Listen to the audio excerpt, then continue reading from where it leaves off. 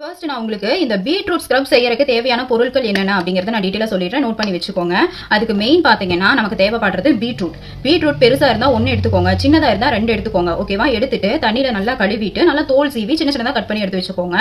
அடுத்து பாத்தீங்கன்னா அரிசி மாவு பாத்தீங்கன்னா இந்த ரொம்ப ஷைனா அரைச்சிருக்கும் தெரியுங்களா, அந்த மாதிரி அரைச்சிருக்க மாவை நீங்க வாங்குறத விட கொஞ்சம் பாத்தீங்கன்னா இந்த ஸ்க்ரப் மாதிரி இந்த மணலா இருக்கும், அந்த மணலா இருக்க மாதிரி எடுத்துக்கிட்டீங்கன்னா நீங்க ஸ்க்ரப்பிங் பண்ணும்போது உங்களுக்கு அந்த ஸ்க்ரப்பிங் பண்ற ஃபீலே சூப்பரா இருக்கும். அதனால கொஞ்சம் இந்த தரித்திரியா என்னமோ சொல்லுவாங்க அந்த மாதிரி இருக்க மாதிரி பார்த்து வாங்கிக்கோங்க.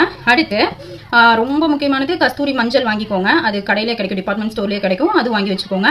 அப்புறம் உங்களுக்கு கண்டெய்னர் தேவைப்படும்.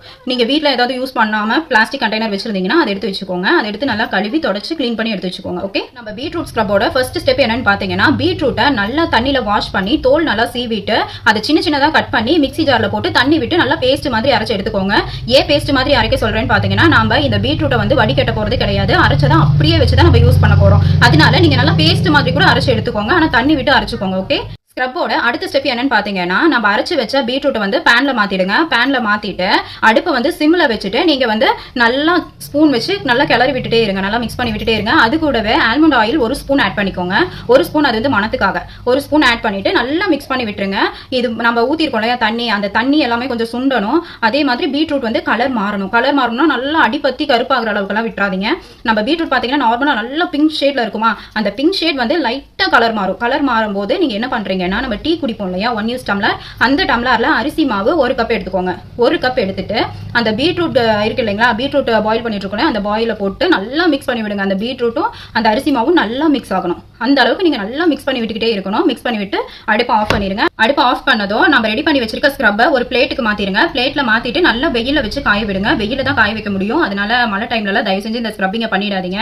ஓகேவா? வெயில் அடிக்கிற டைம்ல இந்த ஸ்க்ரப்பை நீங்க பண்ணுங்க. ஓகே, அப்பதான் உங்களுக்கு கரெக்டான ஸ்க்ரப்பிங் உங்களுக்கு கிடைக்கும். இல்லைன்னா நீங்க எவ்வளவு நாள் விட்டாலும் காயாது, வேஸ்டா போயிடும். அதனால வெயில் இருக்கான்னு பார்த்துட்டு இந்த ஸ்க்ரப்பை ரெடி பண்ண ஆரம்பிங்க. வெயில வச்சு நல்லா காய விடணும். நம்ம அந்த வடக்கெல்லாம் காயும் தெரியுங்களா, அந்த மாதிரி நல்லா காயணும். காஞ்சதுக்கு அப்புறம் நீங்க என்ன பண்ணணும்னா மிக்சியில போட்டு நல்லா பொடியா அரைச்சிக்கணும். பொடியா அரைச்சி எடுத்ததுக்கு அப்புறம் அதை நம்ம சலிக்கணும். ஜல்லடை வச்சு நல்லா சலிச்சிடுங்க. நல்லா சலிச்சதுக்கு அப்புறம் பாத்தீங்கன்னா கீழே வந்து நமக்கு ஸ்க்ரப்பிங் கிடைச்சிரும். அரைப்படாம இருக்கிறது வந்து மேலேயே நின்றும், அந்த சலிக்கிறதுல மேலேயே நின்றும். நீங்க மீண்டும் திருப்பி அதை ஜார்ல போட்டு அரைச்சு நீங்க பொடி பண்ணி மீண்டும் சலிக்கணும். நீங்க எத்தனை தடவை இதை நீங்க ஸ்க்ரப்பிங் அரைக்கிறீங்களோ அதெல்லாம் நீங்க வேஸ்ட் பண்ணாம நீங்க சலிச்சு இந்த ஸ்க்ரப்பிங் வந்து நீங்க ரெடி பண்ணி பாக்ஸ் பண்ற மாதிரி இருக்கும். ஓகேவா? இதுதான் பீட்ரூட் ஸ்க்ரப். நான் இப்படிதான் ஸ்க்ரப்பிங் மேக் பண்ணேன். நீங்களும் இதை ட்ரை பண்ணி பாருங்க.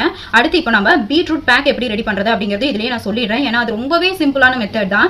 என்ன, இதுல பீட்ரூட்டை வந்து கட் பண்றோம், இதுல வந்து பீட்ரூட்டை துருவி அதை நல்லா வெயில காய வச்சு அதை வந்து மிக்சியில போட்டு நல்லா அரைச்சு எடுத்துக்குவோம். பொடி மாதிரி நல்லா சலிச்சு அரைச்சு எடுத்ததுக்கு அப்புறம் நாம அதுல பாத்தீங்கன்னா கஸ்தூரி மஞ்சள் ஆட் பண்ணிக்கணும். கஸ்தூரி மஞ்சள்